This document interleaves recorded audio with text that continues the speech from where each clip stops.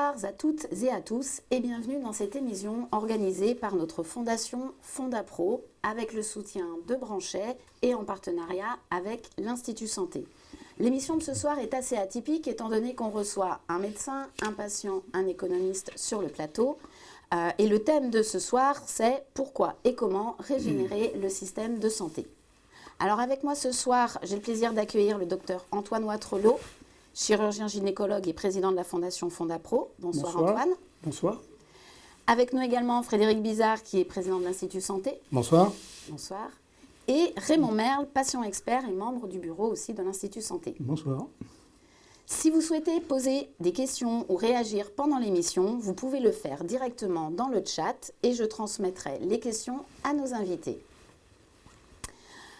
Alors, Antoine Watrelot, vous êtes président de Fondapro. Pouvez-vous, pour démarrer cette émission, nous présenter déjà la Fondation et nous expliquer le lien avec le thème de ce soir et l'invitation de l'Institut Santé? Oui, alors Fondapro, donc, qui est né en 2016, est une fondation qui s'intéresse essentiellement aux patients. Et donc c'est l'alliance, on va dire, de médecins et de patients. Et ça nous paraît très important de refonder ce lien qui a souvent été un peu distendu avec des incompréhensions. Enfin, je pense qu'on en parlera peut-être ce soir. Et je crois que depuis la crise du Covid, où vraiment le système, on va dire, a un peu explosé, enfin, dans tous les cas, on a vu de façon très nette les failles du système apparaître. Je pense que c'était le bon moment d'en parler, surtout avec les experts qui sont avec nous ce soir. Merci Antoine. Si jamais vous souhaitez avoir plus d'informations sur notre fondation, vous allez avoir le lien vers notre site internet pour voir les différentes actions qu'on mène actuellement. Je me tourne maintenant vers vous, Frédéric. Vous êtes président de l'Institut Santé, vous êtes économiste. Pouvez-vous nous dire quelques mots sur cet institut déjà? Oui, donc l'Institut Santé est un centre de recherche appliqué à la régénération du système de santé qui a été créé en 2018 avec une idée d'avancer sous forme d'un travail d'intelligence collective avec une approche transpartisane, interdisciplinaire, qui nous a semblé absolument indispensable pour essayer de peser sur ce débat. Et on dit souvent, on sait ce qu'il faut faire, mais enfin, il faut un petit peu rentrer dans le détail. On a un système qui est complexe, qui a la complexité de sa richesse, c'est-à-dire qu'il y a beaucoup d'intervenants avec des statuts différents, qui a été extrêmement performant au XXe siècle. Et c'est pas qu'il est devenu non performant par hasard, c'est parce que le monde s'est transformé. Et donc, il faut l'adapter. Et pour l'adapter, il faut que l'ensemble des métiers se réorganisent, mais il faut qu'à une échelle qu'on appelle l'échelle macro, il faut repenser à l'organisation des acteurs pour qu'ils puissent se réinventer dans un nouveau modèle. Il faut repenser à la gouvernance, le rôle de l'État, le rôle de l'assurance maladie, le rôle des collectivités territoriales et le rôle des acteurs évidemment. Et puis il faut repenser à son financement. Donc on a travaillé pendant 6 ans maintenant et maintenant on est prêt on est prêt à faire un lobbying des idées, des propositions. Et puis on est très à l'aise avec s'il y a mieux, il faut prendre mieux. Mais en tout cas, nous, on a réussi avec vraiment des approches très différentes par des gens qui ne se parlent pas parce qu'ils sont de statuts différents du public, du privé. Ils ne se parlent pas parce qu'ils ne font pas le même métier. Les économistes, il y a des sociologues, il y a des philosophes, et puis il y a beaucoup de professionnels de santé.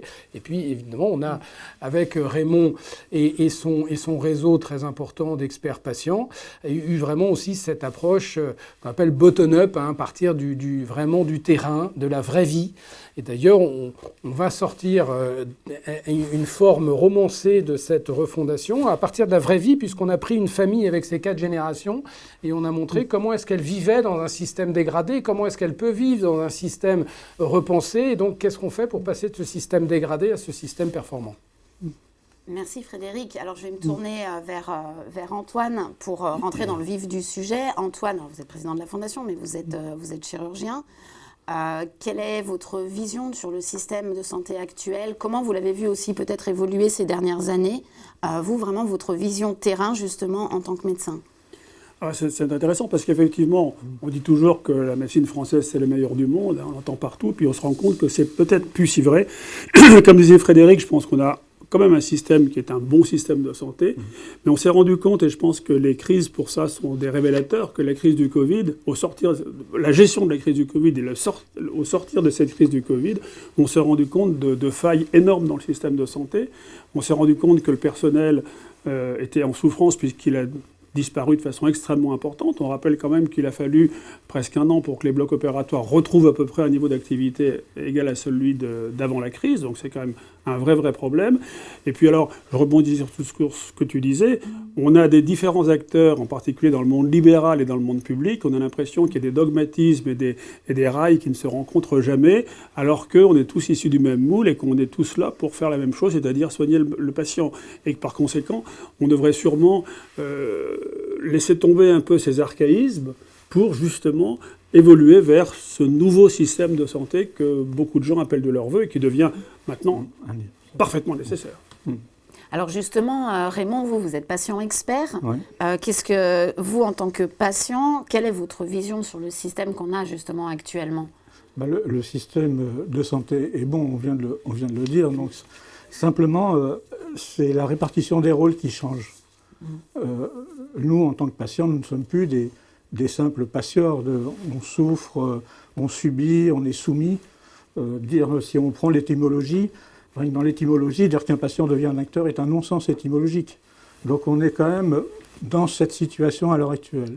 Donc en fait, la difficulté, c'est ce que disait Frédéric, c'est la reconnaissance de tous les acteurs et qu'ils puissent travailler ensemble. Donc on est à l'heure actuelle au bord d'un changement de paradigme par la collaboration. C'est-à-dire qu'on ne va plus partir pour le patient, mais partir avec le patient. On ne parle plus de l'offre, mais on parle des besoins. Donc aujourd'hui, le système de santé, il a besoin d'être effectivement régénéré avec une répartition des rôles de chacun. Et le patient, dans ce système, a besoin d'évoluer aussi, mais en collaboration. Il n'évolue pas tout seul. On ne peut plus évoluer tout seul.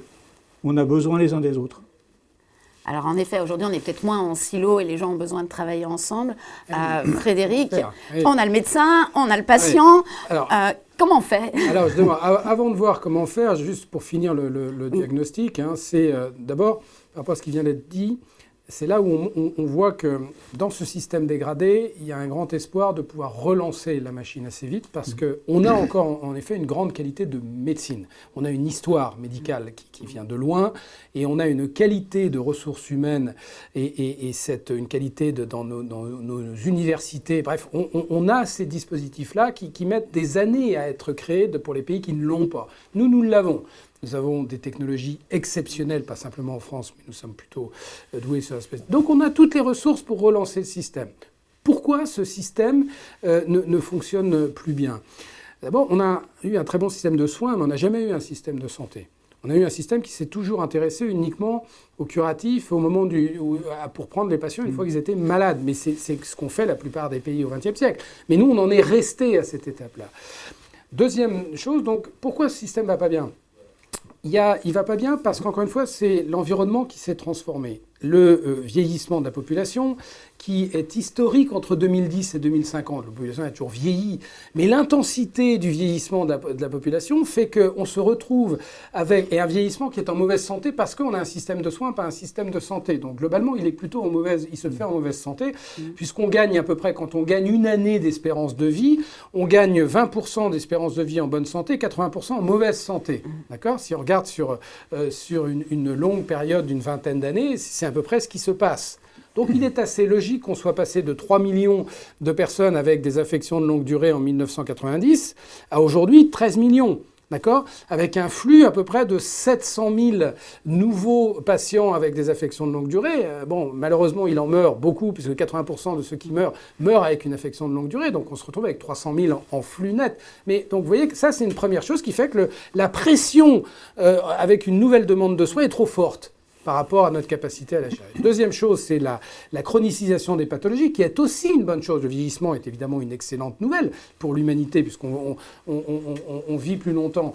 Mais ça a un impact qu'on n'arrive pas à gérer. La deuxième chose, c'est la chronicisation des pathologies, qui est une deuxième bonne nouvelle, c'est-à-dire qu'on soigne de mieux en mieux les maladies cardiovasculaires, les cancers, les maladies psychiatriques. Mais les gens donc vivent, et on a là un très bon exemple, c'est vivre des années avec des pathologies qui, avant, étaient mortelles.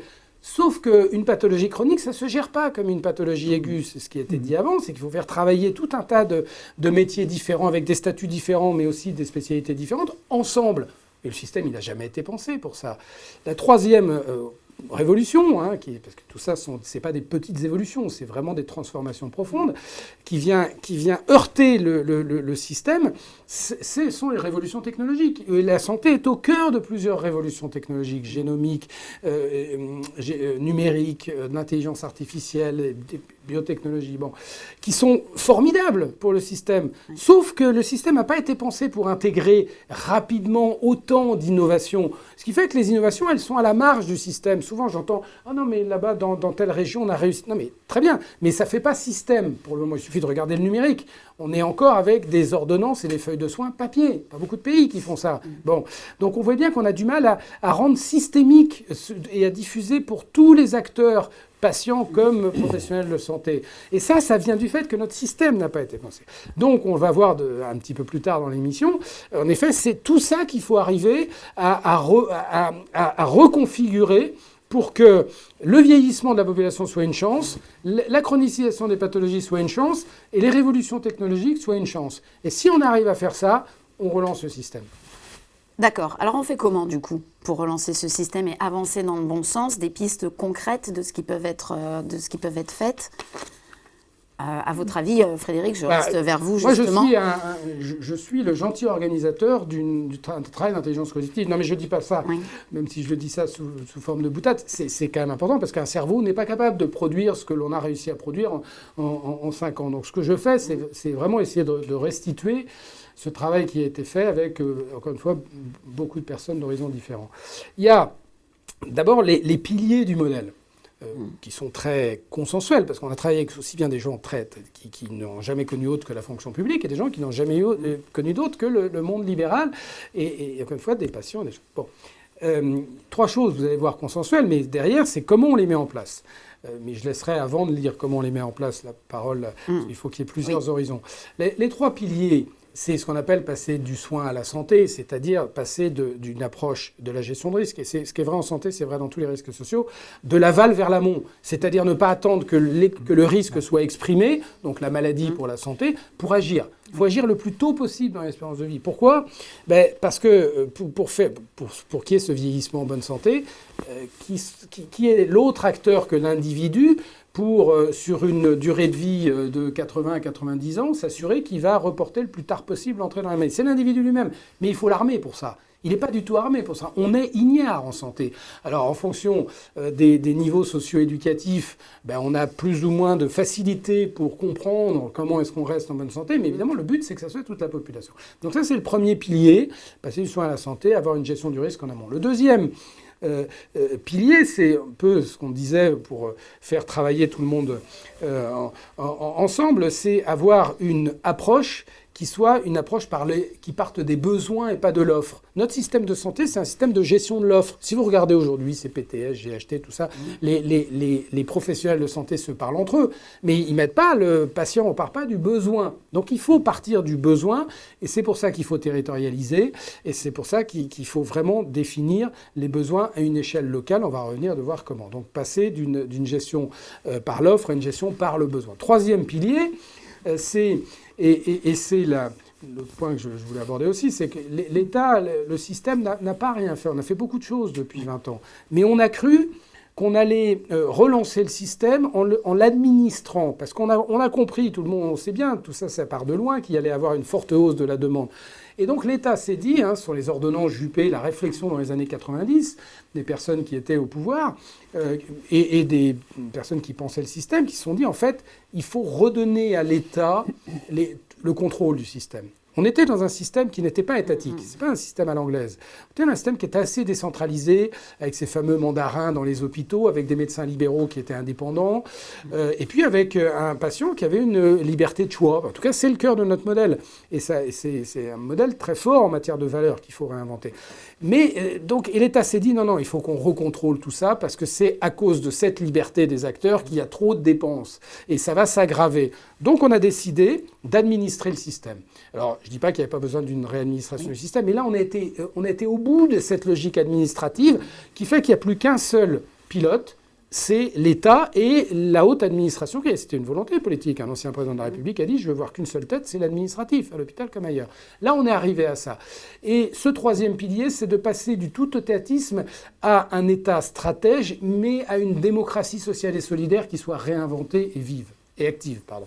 D'accord. Merci. Antoine, est-ce que vous voulez réagir du coup, Mais moi, en tant que médecin, les difficultés que vous pouvez avoir au quotidien Oui, alors, moi, j'ai pas la vision, on va dire, en hauteur. J'ai une vision beaucoup plus, évidemment, de terrain, par définition, compte tenu de ma pratique. Mais je souscris. Et il est très, très surprenant de voir qu'en fait, ce que tu dis sur l'administration qui chapeaute tout, tous les médecins s'en plaignent en disant redonnez-nous du temps médecin. On a beaucoup de charges administratives, ça c'est le public. Où on voit nos confrères du public qui sont dans les réunions, dans les charges administratives et qui ne soignent plus le patient. Donc déjà ça c'est un problème parce qu'on est fait pour soigner le patient, on n'est pas fait pour faire de l'administration. Déjà c'est un vrai problème. Et puis on pourrait décliner ça dans plein de domaines. Comment se fait-il qu'on a géré la crise du Covid, dont tout le monde qui est tout à fait récente, on l'a géré au départ. Alors ça s'est amélioré. Pour ça d'ailleurs que je suis assez d'accord avec toi pour penser qu'on peut être évolutif. C'est que le début de la gestion de la crise il a été parfaitement étatisé, dans lequel on a fait des choses absolument aberrantes entre le privé et le public. C'était n'importe quoi. Et puis, très vite, les gens se sont rendus compte, dès le sommet d'ailleurs, et puis après au niveau local, qu'il fallait changer. Et on a amélioré les choses. Et on a vu par exemple des cliniques participer alors qu'on les avait totalement exclus à la gestion de la crise. On a vu des échanges, alors parfois ça a été maladroit, parfois ça n'a pas été toujours très très bien fait. Mais dans tous les cas, là il y a eu je pense une prise de conscience. Et c'est peut-être à partir de cette prise de conscience qu'il faut capitaliser pour dire, voilà, on peut le faire quand on est dans la nécessité. Alors à l'époque, je vous rappelle que la nécessité était absolue. On nous a parlé d'être en guerre.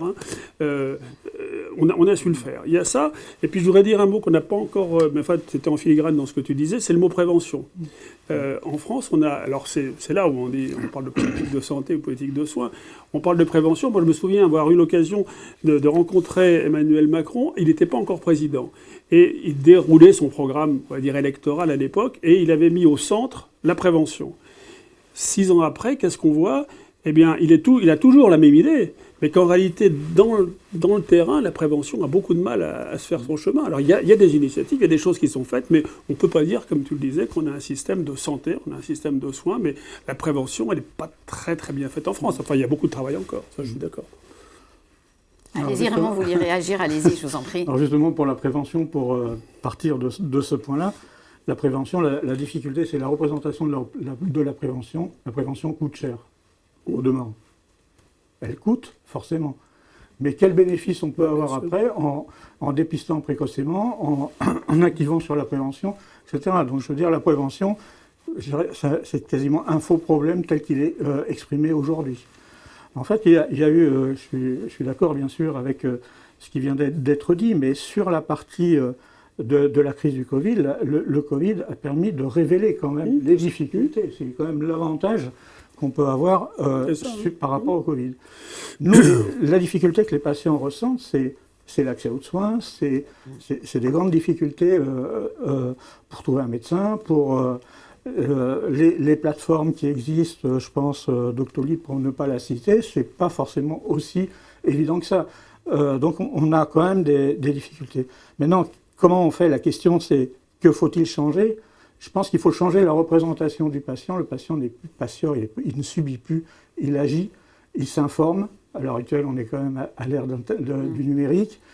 Il va voir sur Internet, il va voir. Donc il y a un comportement qui doit être modifié des professionnels, des patients, enfin des économistes aussi, puisqu'il y a un regard, c'est pas après toi, mais il y a un regard. Tu as raison, et moi je pense que c'est pas forcément des choses très très importantes. Non. Par exemple, aujourd'hui, pour avoir un rendez-vous chez un dermato, c'est 6 mois, 8 mois, etc. Il suffirait, et il y en a quelques-uns qui l'ont fait, de dire chaque médecin se réserve tous les jours 1 ou 2 créneaux d'urgence ou de semi-urgence. On désengorgerait les urgences. Si on regarde sur le nombre de professionnels de santé, donc c'est des choses qui sont simples, on peut tous le faire. Et il suffit évidemment d'avoir une volonté de le faire. Et je pense qu'on pourrait décliner ça dans beaucoup de domaines. Ça, c'est un micro-exemple, mais il y a beaucoup de domaines où on pourrait progresser, ça je suis sûr. Si on prend un autre exemple des urgences, nous qui sommes en pathologie chronique avec des traitements lourds suivis dans les établissements, on nous oblige à passer par les urgences. Ouais. Donc, alors qu'on n'a rien à faire aux urgences quelque part, Bien sûr. quand on est suivi sur ces pathologies et des traitements lourds. Donc en fait, il y a plein de... c'est multifactoriel en fait. Les verrous. Oui. Quand on parle des urgences, on parle du post-urgence, mais c'est l'accès aux urgences, c'est la phase d'entrée. On va sur les CHU, pourquoi ? Parce que c'est beaucoup plus facile. Les cliniques privées ne prennent pas. Enfin, il y a une réorganisation complète qui est à faire à ce niveau-là. Et je pense que ça fait partie de la régénération. Absolument. Allez-y si bon, vous voulez. oui. Après, Oui, non, alors, oui, mais allez-y, vous voulez poser une question ? Non, j'avais juste des petites remarques dans le chat, donc je me permets, parce que Ah oui. évidemment, si vous oui, avez bien des sûr, remarques bien ou des sûr, questions, vous pouvez bien sûr l'inscrire dans le chat. Alors, j'ai une personne que certains connaissent autour de la table, un certain Christophe, qui est au CHU de Grenoble et qui nous dit 1 heure avec les patients, 3 heures de reporting dans l'hôpital public. Donc, c'était pour rebondir ce que vous disiez, Antoine, sur les problèmes les soignants. Ils sont là pour soigner, pas pour faire de l'administratif. Vous, en tant qu'économiste, quand vous entendez 1 heure avec les patients, 3 heures de reporting derrière... Mauvaise gouvernance. Ça, c'est la chose. Donc, on va voir dans les solutions. Non, mais c'est... Parce qu'encore une fois, il y a le constat, mais il faut qu'on passe, parce que travailler sur comment concrètement on fait, parce qu'on a tout pour, encore une fois, relancer ça, mais comment on fait concrètement ? D'abord, sur parce que l'élément déclencheur, il faudra qu'on le voit après, une fois qu'on a un petit peu décrit la réforme, c'est, oui, mais d'accord, maintenant, donc on sait maintenant ce qu'il faut faire, on va l'expliquer, mais maintenant, comment on convainc ? J'étais, il y a pendant 2 heures avec à l'Assemblée nationale une conférence où il se trouve que le ministre délégué à la Santé est venu, a fait un discours et lui-même, il a répété 3 fois, il dit, vous savez, je suis là quelques temps, quelques semaines, quelques mois, j'en sais rien, mais bon, en gros, je gère les affaires courantes. Ce que je veux dire par là, et je dis pas ça... il aurait été un autre, ça aurait été pareil. Mais donc ça veut dire qu'il n'y a pas de volonté politique de faire de la santé un sujet majeur. Il ne faut pas se leurrer, c'est comme ça. Et donc l'action citoyenne dont je parlerai à la fin, elle est capitale parce que tu as raison. La crise Covid, moi j'ai cru peut-être que ça allait être l'élément déclencheur à un moment. J'ai cru parce qu'on a en effet déverrouillé le système et ça n'a pas tout réglé, mais on a vu quand même que et dans les hôpitaux et dans les autres secteurs, ça allait quand même beaucoup mieux quand on relâchait cette chape de plomb administrative. Bon, enfin ensuite le naturel est revenu au galop immédiatement derrière. Pourquoi ? Parce que vous n'allez pas demander à la haute administration qui a réussi à avoir, et ça c'est un élément fondamental, à avoir tous les pouvoirs et pour les relâcher maintenant. La haute administration, elle a à la fois tous les pouvoirs vers le bas pour contrôler le système et tous les pouvoirs vers le haut pour convaincre le politique qu'il faut ne rien changer à la gouvernance. Bon. Donc, sur les éléments, on est obligé d'essayer de conceptualiser un peu parce que c'est quand même large un système de santé. Mais il faut regarder ce qu'il faut faire sur la gouvernance, c'est-à-dire qui gouverne quoi, qui a pouvoir sur qui et qui fait quoi. D'accord ? Ce qu'on appelle la gouvernance. La deuxième chose qu'il faut regarder, c'est l'organisation des acteurs pour qu'on puisse transversaliser et que les gens de différents statuts puissent travailler ensemble et à partir des territoires. Et la troisième chose à faire, c'est comment on fait pour financer donc, ce bras armé de la prévention. Et là, attention, parce que beaucoup de collègues qui me le disent, non, la prévention, c'est une source d'investissement avec un retour formidable. Mais ce n'est pas un financement de n'importe quoi. C'est ce qu'on appelle la santé publique, ce qu'on ne fait pas en France. C'est-à-dire une approche populationnelle et préventive. Bon, c'est une science, la santé publique. Hein. Bon, et on a des gens tout à fait performants pour ça. Donc ça, c'est la troisième chose. Et puis comment on finance mieux le soin pour qu'il soit davantage sur une médecine de parcours, mais sans abandonner le soin ponctuel, des choses qui est aussi important. Bon. Donc sur le premier point de la gouvernance, et ça c'est la mère des réformes, hein. Quand un système social et économique dysfonctionne, c'est qu'il y a un problème là-haut. Comme quand il y a une entreprise qui dysfonctionne. Il n'y a pas d'entreprise qui dysfonctionne pendant des années sans qu'il y ait un problème de stratégie et de gouvernance. Donc il faut repenser le rôle de l'État, de l'assurance maladie, des collectivités territoriales et des acteurs. Comment ? Il est clair qu'on ne peut plus, dans le monde actuel, faire sans une stratégie nationale de santé de moyen long terme, qui fixe des objectifs de santé publique, 3 à 5, pas plus, de façon à prioriser les dépenses. On ne peut pas tout faire tout le temps. Le budget, il est par définition fini. peut le regretter, mais c'est comme ça. Okay, donc il faut le prioriser. Et ça, c'est à l'État de le faire, selon des objectifs de santé publique. C'est la première chose. Alors, on a proposé, maintenant ça fait l'unanimité, ça a été repris d'ailleurs, il a reparlé le ministre, l'Institut de santé était la première à dire, il faut faire comme on fait dans les grandes fonctions de l'État avec une loi d'orientation et de programmation sanitaire. C'est ce qu'on fait, c'est ce qu'on a toujours fait dans la défense, dans la sécurité, c'est ce qu'on fait maintenant dans l'agriculture, c'est ce qu'on fait dans l'environnement, c'est-à-dire vous demandez à l'État d'avoir une politique de santé dans ce cas-là, ou agricole dans l'autre, sur 5 ans, avec des objectifs à 5 ans et un plan d'action à 5 ans. D'accord ? Et ça, c'est voté au Parlement. En début de quinquennat, le mieux, c'est le fait. Bon, donc ça, c'est ce qu'on propose.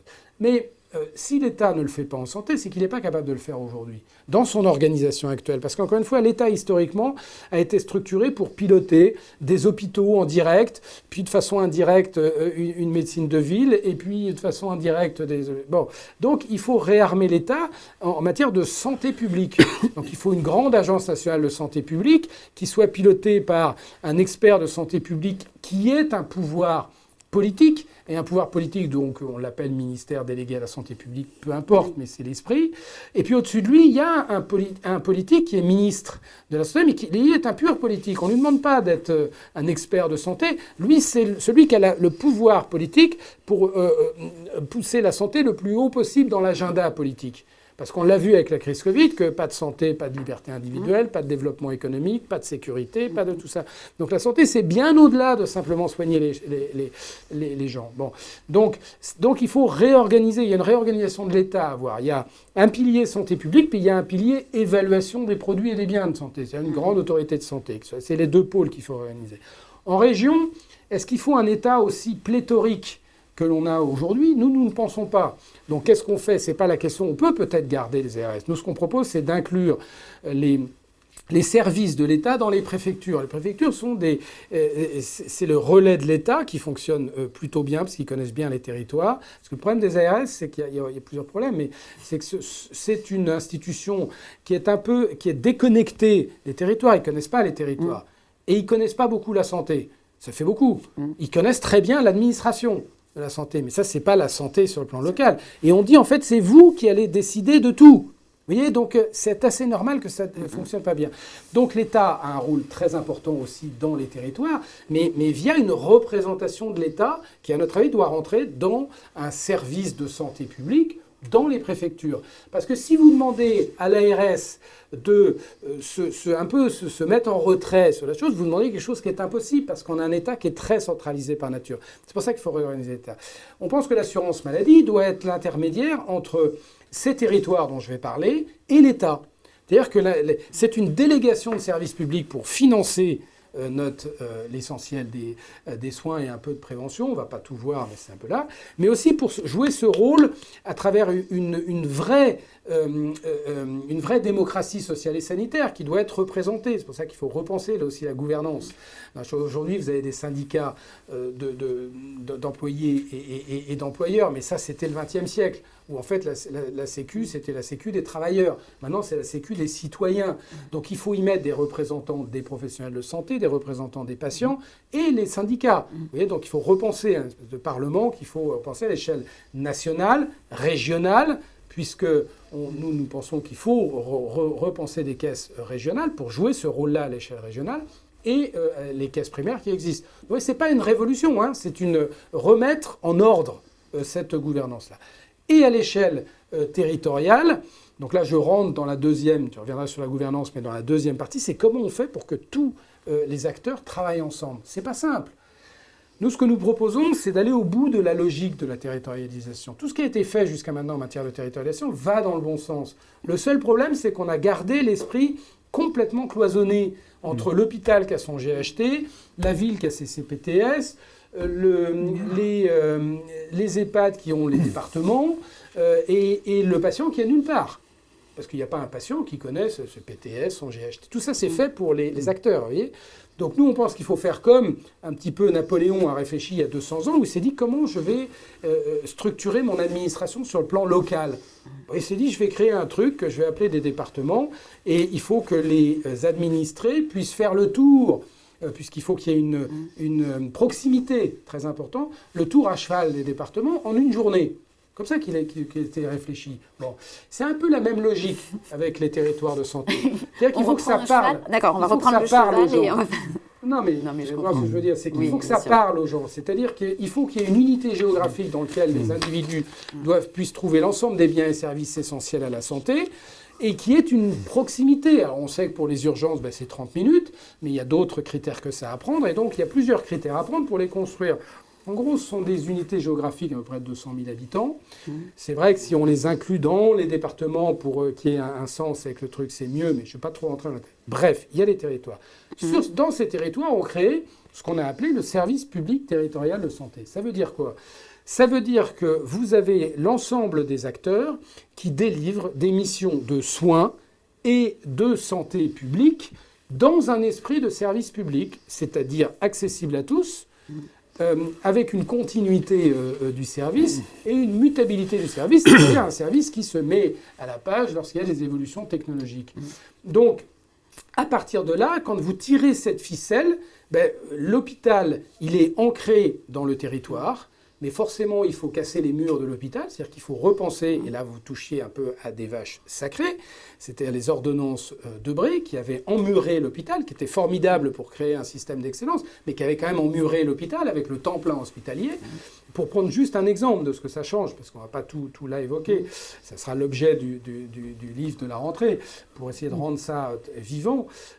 Mais par exemple, c'est sûr qu'il faut laisser le temps plein hospitalier pour ceux qui le souhaitent, parce qu'on sait que c'est très important pour certains, mais par contre, laisser un temps partiel à l'hôpital et un temps partiel dans le territoire. Donc cette notion de responsabilité populationnelle et préventive que j'entends maintenant partout, et c'est très bien, il faut que ça soit l'ensemble. Le médecin libéral, qui fait déjà du service public, parce que moi, quand on me dit médecin généraliste, il n'est pas un acteur de service public, enfin, je rappelle que 90% des soins primaires ont été délivrés par l'exercice libéral. Donc il fallait bien que l'exercice libéral ait bien une conscience de service public dans son truc pour s'assurer qu'il y ait bien cette continuité de soins, et il l'a assuré. Donc c'est pas du tout antinomique. Après, il y a peut-être des gens qui sont en exercice libéral qui ne veulent pas entendre parler de service public. Je rappelle que le service public n'est pas secteur public. Le service public, ce sont les 3 attributs que j'ai notés. Mais le service public est délivré par le secteur privé dans beaucoup de services publics. Dans l'eau, ça, c'est pas le secteur public qui nous permet d'avoir une eau potable. Le ramassage des déchets, les autoroutes, les choses. Et en santé, c'est ce qui est fait dans beaucoup déjà d'endroits. L'industrie pharmaceutique, c'est pas public. Mais le médicament, c'est pas réservé à une partie de la population. Donc, évidemment que c'est là où actuellement cette guéguerre public-privé qui est ravivée est d'un autre âge. D'accord ? Oui, mais alors, si je peux intervenir là, c'est que quand même, je souscris complètement à ça, mais il y a quand même, in fine, un problème de financement majeur. En gros... Ça, c'était le troisième que j'allais t'apporter. Parce que l'État donne 100 milliards à la santé, 80 milliards pour le secteur public, 20 milliards pour le secteur privé. Et la Cour des comptes récemment a relevé l'inégalité totale du système. Donc aujourd'hui, alors que le système privé soigne 35 à 40% des malades, il a une dotation de 20 milliards. Et surtout... on peut démontrer facilement que le secteur privé coûte beaucoup moins cher. Une intervention dans le secteur privé coûte 2 fois moins cher qu'à l'hôpital, y compris même les compléments d'honoraires, y compris tout ça. Et donc là, on est sur un vrai problème dogmatique de l'État qui considère que seul le service public est capable de faire ça, de délivrer quelque chose de qualité. Et je suis parfaitement d'accord avec l'exemple de l'eau ou de ce genre de choses où c'est le secteur privé. Par exemple, aux États-Unis, une université peut être privée. En France, c'est pas possible. Alors qu'on a des problèmes de formation des jeunes aujourd'hui, le problème de formation, c'est un vrai problème. On a des terrains de stage énormes dans le privé. Quand on dit donnez-nous des internes du public, faites-les-nous passer, on peut les former. C'est la croix à la bannière. Il n'y a que quelques unités qui vont venir, mais globalement, c'est très difficile parce que l'hôpital aura tendance à tout garder, comme tu dis, à corseter les choses. Et donc, c'est ça, finalement, le changement de paradigme qu'il faut qu'on exerce, à mon avis. Tu es d'accord ? Si tu veux. Non, mais c'est en faisant le travail qu'on a fait à l'Institut Santé depuis 6 ans qu'on voit si on est capable de le faire ou pas. Parce que je ne cache pas qu'aujourd'hui, lors des premières réunions, quand on avait la fonction publique avec l'exercice libéral, je pense que la plupart se dire que tout ça, ça va partir à volo. Et d'ailleurs, l'État qui a tenté de faire ce qu'on a fait à travers le CNR Santé n'a pas réussi à le faire. Donc, c'est pas simple.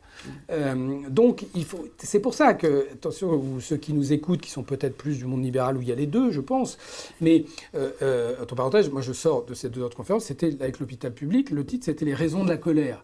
Donc, tous les libéraux qui nous entendent, qui disent qu'il y a cette inégalité de traitement et tout ça, mais quand vous parlez au public, ils ne parlent pas d'inégalité de traitement, mais la crise, elle est au moins aussi profonde, voire plus profonde. Ça, c'est vrai. En plus, quand vous êtes dans un système qui a perdu son attractivité, mais en plus que vous n'avez pas l'autonomie qu'il y a dans le privé, là, vous vous dites, il n'y a plus rien à faire. Donc, je dis, c'est que nous, en tout cas, on est parti du fait que pour essayer de dépasser les statuts, il fallait qu'on garantisse, voire qu'on sacralise la liberté de choix de son statut. C'est-à-dire, vous sortez tous des mêmes universités, mais après les universités, les gens choisissent leur voie en fonction des choses. Et ce n'est pas les mêmes modes de vie et les mêmes modes d'exercice. Et la richesse du système français, c'est quand même d'avoir permis cette diversification de modes. En partie parce qu'en effet, le privé est plus productif, mais on fait des choses au public qu'on ne fait pas dans le privé aussi. Et il y a une capacité dans le public à rechercher une excellence sans aucune visée de rentabilité, mais qui quand même nourrit l'excellence de la médecine française dans la chose. Donc, il y a une complémentarité très forte. Et nous, on pense qu'il faut la conserver, cette complémentarité. Donc, pour ça, il faut bien garantir à la base de la chose. Le dernier point sur le financement, parce qu'en effet, c'est un élément important, il y a deux choses, parce que je ne veux pas être trop long non plus. La première, c'est comment on finance d'abord cette prévention. Puisqu'on dit, la prévention, en effet, ce sont des milliards. Je rappelle qu'on l'a fait dans un domaine qui est la gestion du chômage, dans le travail, qui est un risque social. Moi, je travaille sur l'ensemble des risques sociaux. On a cette réflexion-là. Eh bien, en 2018, on a dit, puisque c'est davantage de l'investissement que de la dépense courante, on va investir 15 milliards d'euros l'État a investi 15 milliards d'euros dans le plan investissement compétences en disant il faut qu'on investisse en amont avant que les gens soient au chômage pour qu'ils gardent leurs compétences ou qu'ils acquièrent des compétences nouvelles. Le problème, c'est pas de tomber au chômage. Le problème, c'est de retrouver un emploi. C'est rien de tomber au chômage. Mais si on y reste longtemps parce qu'on ne retrouve pas un emploi. Et comme par hasard, on voit que la courbe du chômage, elle n'a jamais autant baissé. Donc, c'est l'objet. Donc, il faut faire la même chose. Où est-ce qu'on trouve 15 milliards ? On peut les emprunter, l'État est capable de les emprunter, mais on a aussi, par exemple, ça c'est une discussion à avoir, mais nous on pense que les mutuelles, dont c'est l'objet un peu social d'améliorer le bien-être des individus, je parle des mutuelles de façon large, c'est-à-dire y compris les assureurs privés, mais on est là, mais l'assurance, c'est sur l'ensemble des assureurs qui ont près de 90 milliards de réserves, dont 80% est mobilisable, qu'ils ont accumulé. Voilà un bel exemple de mobilisation pour le système. Après, ça peut être fait par un emprunt, par ces mutuelles-là. Là, on est dans le détail. Mais donc, il y a en effet un plan très important d'investissement dans le capital humain, médecine scolaire, médecine du travail, amélioration des conditions de vie des gens en rapport avec la santé. Bon, il y a tout un programme. Ça, c'est une première chose. Les collectivités territoriales, dans les déterminants de santé non médicaux, ont un rôle très important à faire, les équipements sportifs, la qualité de l'air, des choses. Donc, il faut bien voir que le financement de ce qu'on appelle la prévention ou des déterminants de santé non médicaux, il est pluriel. Il est en partie public, il est beaucoup privé, Bon, ça, c'est la première chose. Là, sur le soin et sur le financement actuel, nous, on pense qu'il faut clarifier le rôle des uns et des autres. Aujourd'hui, on a mis un système à 2 étages avec des assureurs privés qui, systématiquement, en gros, étaient là pour rembourser le complément de ce qui était remboursé par l'assurance maladie. Mais ce complément, c'est ce qu'on appelait le ticket modérateur, qui était là justement pour responsabiliser le patient en lui disant, en fait, tu dois participer au financement des soins à des exceptions, qui sont l'exonération, les conditions d'exonération du ticket modérateur. Affection de longue durée, ceux qui n'ont pas d'argent, qui sont en dessous d'un niveau de revenus, et les femmes enceintes. Ça a été parfaitement fait. Nous, on pense qu'il faut revenir à cet esprit-là. D'ailleurs, on le dit aujourd'hui, on cherche avec les franchises. On dit, on essaie toujours de bricoler, plutôt que de revenir. En fait, on va les faire payer par les franchises. Mais c'est d'une complexité sans nom sur la chose. Donc, on pense qu'il faut que l'assurance maladie, qu'on appelle, nous, assurance santé publique, soit seule sur l'essentiel du financement, mais comme elle l'est aujourd'hui à hauteur de 60, c'est presque 80% aujourd'hui. Et on pense que les mutuelles, je viens de le dire, doivent avoir leur rôle propre, beaucoup dans la prévention, probablement dans certains paniers de soins où elles sont majoritaires aujourd'hui, mais où elles sont au premier euro, comme pour les lunettes, comme pour les prothèses dentaires, par exemple, et les prothèses auditives. Donc là, on voit qu'on a 2 types d'assurances qui sont différentes par nature, qui fonctionnent différemment, et donc qui vont jouer un rôle plein et entier d'assureur avec une participation à la gestion du risque. Évidemment, ça fait une vingtaine de milliards d'économies sur le plan administratif ou de manque à gagner pour l'État. Pourquoi sur le plan administratif ? Parce que ça coûte très cher. Quand vous allez prends un exemple et je m'arrête là. Quand vous allez à la pharmacie et que vous avez l'impression d'avoir votre carte vitale qui est votre carte bleue, mais en fait, ça coûte très cher. C'est parce que vous avez les mutuelles qui financent le reste à charge que vous ne financez pas, mais qui est souvent de quelques euros, avec évidemment une gestion des coûts administratifs qui sont très importants. On a les coûts administratifs les plus élevés au monde du système de financement. 6% de la totalité des dépenses, là où elle est entre 2 et 3% ailleurs. Il n'y a que les États-Unis qui ont aussi un système extrêmement complexe de financement qui est comme nous. Donc, ça simplifie énormément et ça redonne des moyens aux acteurs. Il faut aller à un moment là où il y a la disponibilité de moyens. Nous, on raisonne à enveloppe constante parce qu'on sait bien qu'on a bien conscience qu'on est dans des comptes publics qui sont compliqués. Voilà sur ces 3 axes-là, comment est-ce qu'on arrive à régler l'essentiel du problème avec l'ensemble des acteurs existants. On coupe la tête de personne, on valorise l'ensemble qui était dit là des acteurs. Je ne vais pas rentrer dans le détail dans l'évolution de la diversification des modes de paiement, dans la chose. Avec une équité de traitement entre le public et le privé, puisqu'on considère que le privé qui ne veut pas participer à ça, il est très faible aujourd'hui. En gros, c'est ceux qui ne sont pas conventionnés aujourd'hui, qui ne veulent pas être dans le système. Il y en a 200, mais si on ne fait rien, c'est des milliers qu'il va y avoir demain. Parce que si vous voulez, aujourd'hui, on sait bien que... Je me permets, j'ai justement, sur le sujet, le volet vraiment économique, j'ai justement une question. Ne faut-il pas avoir des indicateurs qui est en lien avec l'économique et le public, justement, arriver à réconcilier le public et le privé? Ne faut-il pas avoir des indicateurs de performance consensuelle pour réconcilier public et privé associés à des indicateurs d'utilité? 30% des actes diagnostiques et thérapeutiques sont futiles, disent les sénateurs.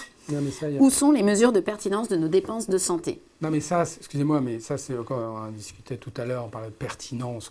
En gros, quand on n'a pas grand-chose à dire, on parle il faut améliorer la pertinence. Ça, c'est quand on considère qu'il y a... Mais c'est un autre débat, enfin, c'est un débat actuel. C'est-à-dire que et à côté de moi, j'avais la Fédération hospitalière de France, qui tient ce discours-là, qui dit non, mais améliorons la pertinence si on n'avait pas les 30%, et des ministres l'ont longtemps tenu, et on le tient encore. Ça, c'est... Mais peut-être qu'ils ont raison. Nous, c'est pas ce qu'on pense. Mais ça, c'est considérer que, globalement, il n'y a pas à revoir tout ce qu'on vient d'évoquer, qu'il suffit d'améliorer à la marge l'efficacité des acteurs.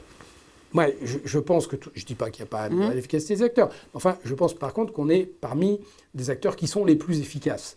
Parce que moi, je veux bien qu'on dise à un médecin généraliste ou un médecin spécialiste, écoute, ça serait bien si quand même on avait quelques indicateurs de qualité, parce que c'est... Mais bien sûr que tout est perfectible, y compris le travail des économistes. Enfin, globalement, on est dans un pays où, croyez-moi, les acteurs ont un niveau de performance qui est très, très supérieur à la moyenne. Donc, je pense que, vous voyez, ça, c'est quand on ne veut pas toucher de façon structurelle à l'organisation du système. On a d'excellents professionnels de santé, il faut le savoir, comme on a aujourd'hui d'excellents experts patients qui sont prêts à s'engager dans la recherche, dans la formation des médecins et dans la gestion des parcours. Non, mais, alors justement, parce que comme le temps passe, je me permets, justement, j'allais me tourner du côté du... Vous faites bien d'en parler, Frédéric, comme ça je me tourne du côté du patient et donc de Raymond, sachant que j'ai une remarque, et je vous laisserai en parler, l'importance de la prévention, mais aussi de l'éducation sanitaire et de la lutte contre la désinformation, notamment sur Internet. Et en effet, je me permets, Raymond, du coup, de me tourner vers vous avec cette remarque, pour que vous puissiez réagir. Et puis, quelle est la place, du coup, face à ces différents constats, face à ce qui se passe, comment les patients peuvent être un acteur à un moment donné. Je ne sais pas si les politiques n'avancent pas suffisamment. Les patients, on est tous patients. Comment on peut faire aussi pour faire avancer les choses? Parce que nous, dans le quotidien des patients, on voit tous les difficultés à avoir un rendez-vous, à être pris en charge. Ouais. Alors, même si les premières propositions sénatoriales pour faire changer le système datent des années 70 sur les droits des patients, le collectif interassociatif et les patients en général se sont réunis pour faire bouger les choses avec les États généraux de la santé en 1999, et ce qui a conduit Bernard Kouchner à édicter la loi du 4 mars 2002, entre autres, et il y a eu la loi du 2 janvier aussi sur le médico-social. C'est pas parce que Bernard Kouchner, en buvant son café le matin, s'est dit « je vais dicter une loi ». C'est un long travail, et les patients ont déjà commencé bien avant. Donc cette loi du 4 mars 2002, qui a quand même révolutionné le paysage de la santé publique, a été votée à l'unanimité au Parlement. À l'heure actuelle, je ne suis pas sûr qu'il y ait des lois qui soient votées à l'unanimité au Parlement. Donc ça veut dire quand même qu'il y avait un besoin, enfin des besoins plutôt. Ça a permis de conférer des droits aux patients, des obligations aussi, naturellement, puisque si on a des droits, on a aussi des obligations, et de formaliser la démocratie sanitaire. Donc les patients interviennent, s'engagent depuis fort longtemps. Un patient, il est sur 3 niveaux. Il peut être dans le refus de soins. Bon, il refuse, c'est la loi, ça lui permet. Il peut s'engager pour sa propre santé, prendre soin de lui, suivre ses traitements, etc., etc. Il ne veut pas s'engager vis-à-vis des autres. Et vous avez le 3e patient qui va s'engager. Mais s'engager, ça veut dire qu'il va s'engager pour la formation. C'est-à-dire qu'il va devenir formateur. Il va se former, il va devenir formateur. Il va devenir expert parce que on n'est pas expert au départ. On a l'expérience de la maladie. Quand il s'agit des soignants, ils ont l'expérience des études qu'ils ont suivies et de la profession qu'ils exercent. Nous, on apporte une expérience, une expertise qui est liée à l'expérience de la maladie, des traitements. Aujourd'hui, les patients interviennent à tous les niveaux, que ce soit les recommandations de la Haute Autorité de Santé, que ce soit au ministère, que ce soit dans les gouvernances des établissements de santé, à tous les niveaux. Donc je pense que le patient, il a considérablement évolué et il est évident que maintenant c'est un acteur indispensable. Ça devient un acteur indispensable du nouveau système de santé. Et c'est pour ça qu'on favorise cet engagement au niveau de l'Institut Santé, parce que ça fait partie de la démarche de la répartition des rôles des acteurs dans le système. Donc on est dans cette dimension-là. Donc je pense que le patient évolue en permanence et il devient un acteur. On parlait tout à l'heure, pour citer un exemple, on parlait tout à l'heure du Covid. Par exemple, le seul endroit où on n'a pas été cité, on n'est pas intervenu, c'est dans le comité scientifique pour le Covid. Ça nous a paru quand même un peu délicat. Mais ça veut dire qu'aujourd'hui, quand même, on avance et on est complètement intégré dans le système. Et c'est ça ça bouscule les codes. Je ne vous cache pas que tout le monde n'est pas logé à la même enseigne, mais quand ça fonctionne, et les exemples qu'on a sont remarquables, de mode de fonctionnement, de réalisation, à l'heure actuelle, depuis 2020, il y a des nouvelles recommandations de la Haute Autorité de Santé sur le soutien, et encourager l'engagement des usagers dans le domaine social, médico-social et sanitaire. En 2023, la Haute Autorité de Santé renforce sur l'action sociale et donc là prend en compte les aspects de financement, les aspects de professionnalisation, des choses comme ça. En 2024, en janvier 2024, la DGOS, la Direction Générale de l'Offre de Soins, a sorti un rapport sur la participation des patients dans la formation initiale des médecins. Et très prochainement, il va y avoir un rapport de l'Académie nationale de médecine sur le partenariat patient. Donc voilà où on en est aujourd'hui. Où est-ce qu'on met le curseur? Alors, face juste au constat, vous parlez d'enseignement. Antoine, les patients qui enseignent aux médecins. Oui, ça, je crois que c'est déjà une réalité. C'est quelque chose qui n'existait peut-être pas forcément, vous, au début de votre exercice. Bien sûr. Non, mais je pense que c'est sûrement très bien, parce qu'on a plein de choses à apprendre. Oui, de toute façon, c'est clair. Et il est certain qu'on a une approche du patient qui n'est pas aujourd'hui la même, qu'il y a un certain nombre de scandales qui ont pu se produire assez récemment. On a une approche du patient aujourd'hui qui n'est pas celle qu'on avait il y a 40 ans. Ça, c'est absolument évident. Or, qu'est-ce qui a fait bouger le système? C'est effectivement les associations de patients, les patients experts, enfin bon, toute cette démocratie sanitaire dont on parle qui est quand même se met en place. Il y a quand même des progrès qui se font. Je veux dire, on n'est pas sur un système qui est figé, qui ne bouge pas. Il y a quand même d'énormes progrès qui sont faits dans les réseaux de santé, dans les réseaux de soins, etc. Bien sûr. Surtout que nous, dans l'enseignement, on intervient en tant que patient sur tout l'aspect hors clinique. Ce n'est pas notre rôle, on n'est pas des médecins, on n'intervient pas à ce niveau-là. Mais sur l'environnement, sur la communication, sur les postures, sur toutes ces dimensions-là, sur la relation, c'est là où on intervient et on intervient énormément. Alors j'ai une remarque qui est intéressante parce que c'est vrai qu'on parle des patients, mais là j'ai une remarque où on me dit et l'importance aussi du rôle des aidants, notamment avec le vieillissement de la population, est-ce que vous disiez la hausse des maladies chroniques. J'en profite, le 5 juin, on fait un live Fondapro justement en lien avec les aidants et leur rôle, les difficultés, etc. Finalement, on va tous être, avec le vieillissement de la population, on va tous être l'aidant de quelqu'un. On va tous être aidants, on va tous être patients. En effet, comment on peut aussi organiser ça et cette place des aidants qui est importante. Oui, alors aidant ou patient, d'abord, juste une simple, moi je ne suis pas expert patient ni médecin, mais on peut comprendre pourquoi les patients sont devenus importants. C'est qu'à la fois sur l'axe prévention, maintien en bonne santé, il est évident que c'est extrêmement lié à la qualité de vie et au mode de vie. Donc là, l'expertise médicale a ses limites à ça. Donc il faut faire intervenir du patient pour ceux qui ont plus de mal à gérer. Prenons des cas d'addiction, prenons des cas d'obésité, prenons des cas... Et là, c'est quand même... Il y a un moment où il y a une limite à l'expertise médicale qui doit être prise en charge. Et du côté du soin, à partir du moment où vous êtes sur un parcours de soins et pas simplement un soin qui nécessite une compétence médicale, vous êtes aussi sur de la qualité de vie. Comment vivre bien son diabète aujourd'hui ? Il y a un traitement, mais il y a plein de choses pour arriver à bien... Et ça, c'est l'expert patient qui a donné. Là où mais pour on ait toute cette expertise qui soit disponible, il faut faire évoluer le système. On organise le 19 avec les organisations syndicales des jeunes médecins et des étudiants, une chose sur la prévention au cœur du prochain système de santé. Quel impact pour les étudiants et les jeunes médecins ? Et on voit bien qu'il y a des freins partout, quand même, pour laisser les patients, parce que le patient, mais sinon on le sentirait quand même un peu s'il y avait vraiment autant de place aux patients. Et je vois les doyens des universités, puisqu'on parlait il y avait un manque de présence de patients dans les universités.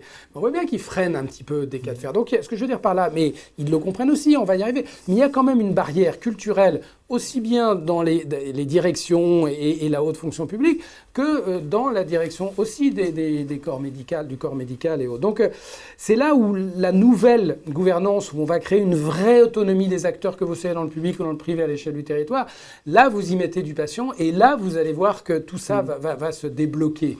Donc, la culture impacte les structures, mais les structures impactent aussi la culture.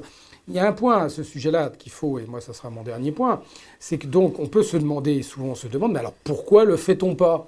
Pourquoi le politique, vous allez voir le politique, pourquoi le fait-on pas ? Et encore une fois, on n'est pas prêt de le faire. Je vous ai donné l'expérience du chose. Ça ne nous a pas rassurés. Donc, nous, à l'Institut Santé, ce qu'on s'est dit, c'est que plutôt que de se lamenter, on va travailler. Et on va essayer de mobiliser les citoyens. Mobiliser les citoyens patients, les citoyens bien portants, les citoyens médecins.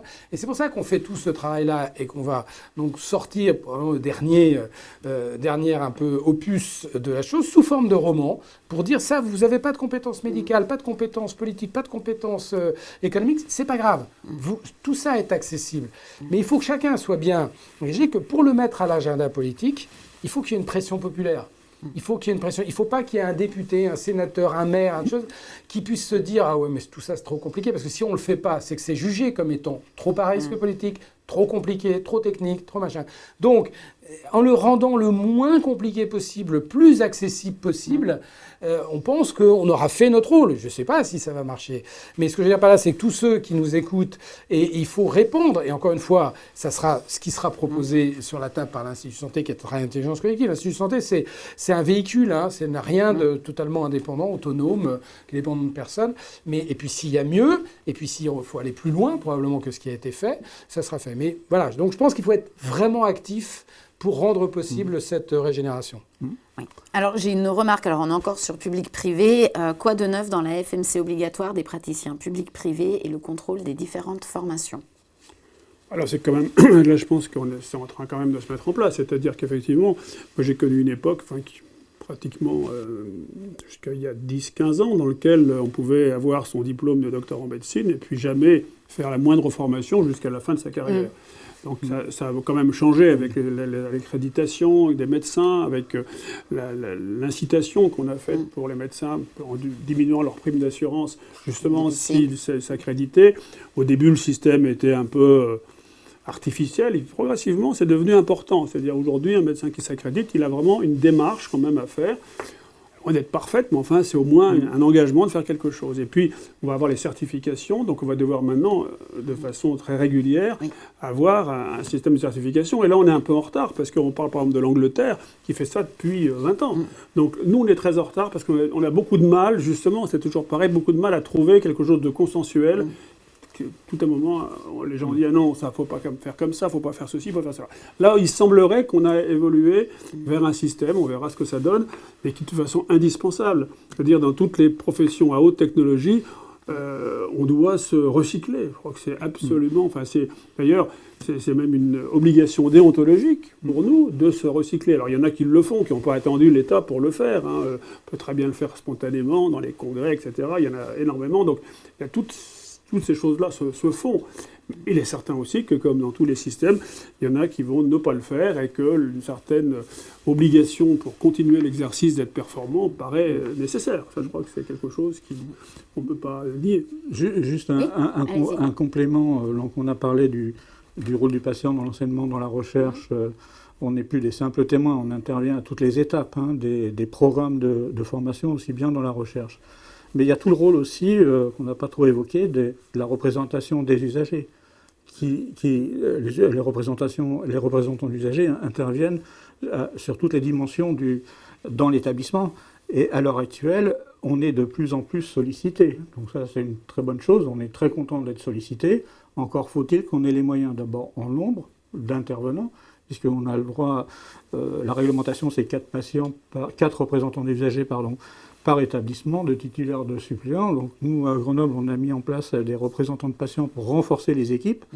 Encore faut-il qu'il y ait les moyens pour ça. Mais maintenant, on intervient dans les conseils de surveillance, ça c'était déjà fait, mais dans les directoires, dans les pôles. Donc le rôle est augmenté du représentant. Le fait que les patients puissent être dans les gouvernances, en effet, c'est important. Alors on arrive, il ne reste plus que quelques minutes.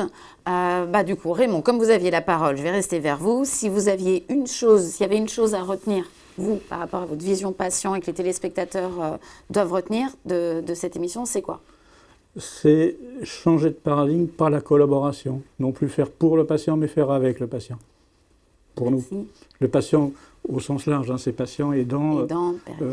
La Haute Autorité de Santé parle de personnes concernées maintenant. Mais voilà, donc changer de paradigme, partir de la littératie en santé et changer de paradigme. Non plus partir du faire pour le patient, mais faire avec. Non plus partir de l'offre, mais partir des besoins, comme on le citait, comme on le pratique à l'Institut Santé. D'accord. Frédéric, même exercice en très rapide. Si les gens doivent retenir une chose. Alors, être convaincu que le changement de paradigme est nécessaire, mais pour aller vers mieux. C'est pas une contrainte, c'est pour aller vers mieux. Être convaincu aussi que ce changement, il se fera que s'il y a une mobilisation populaire. On ne va pas revenir sur l'impuissance politique qui n'est pas actuelle, qui est une impuissance politique structurelle pour plein de raisons. D'abord parce que c'est un sujet extrêmement compliqué qui touche 68 millions de Français.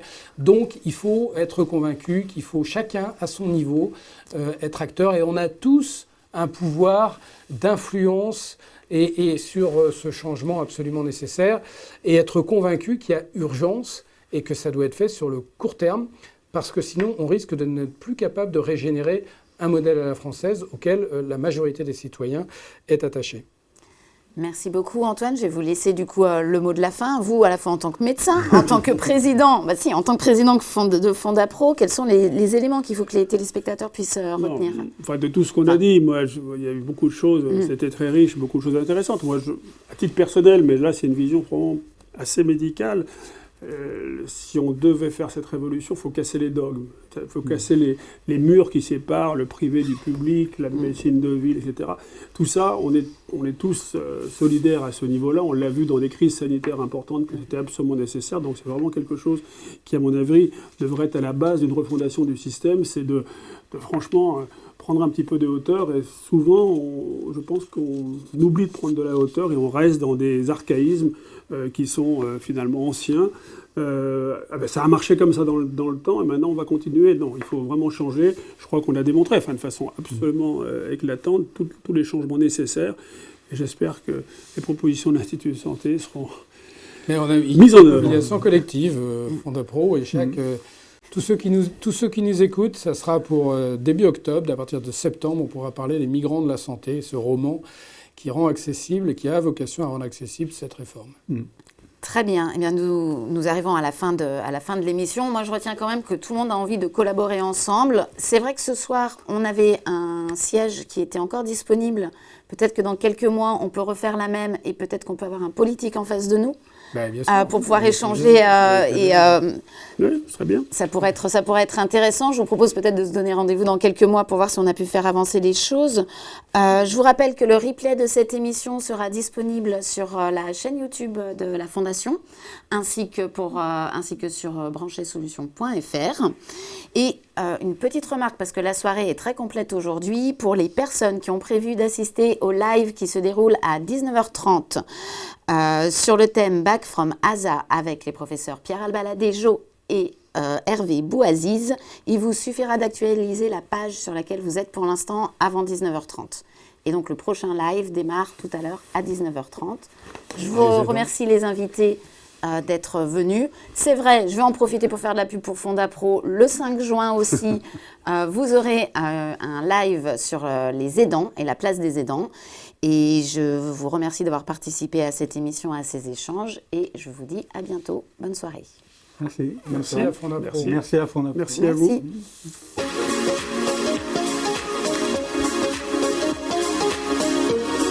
vrai qu'il y a un siège libre. Oui, tu vois.